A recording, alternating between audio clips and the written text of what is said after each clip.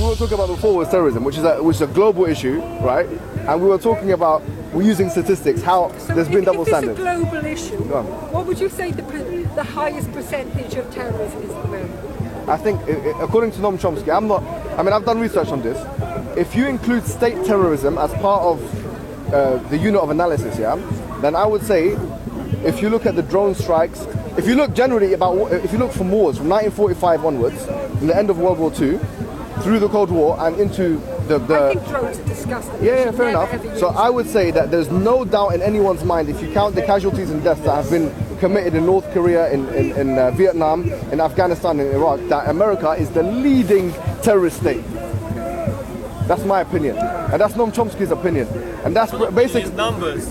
It's just the reality. Yeah. It's not an opinion. It's facts. Yes, these are the facts. These are the facts. So I'm saying that, look, no matter what ISIS can do, whatever evil they're doing, whatever monstrosities they're committing, if they continue doing what they're doing for 50 years, they will still not be able to even come close to the numbers that the US have already set the bar so high.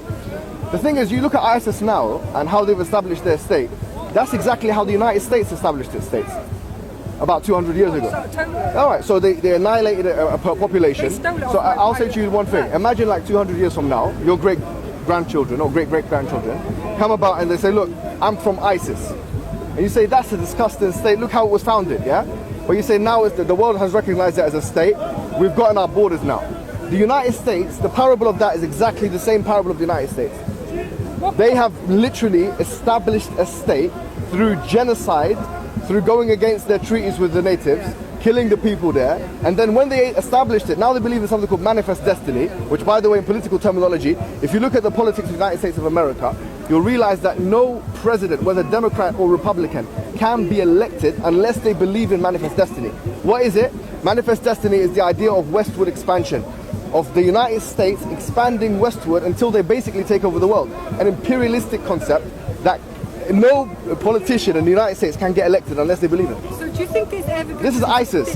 But the only difference is they eat chips and Big Macs and they have Hollywood, and ISIS, they do it in a much more direct and graphic and gruesome and primitive way.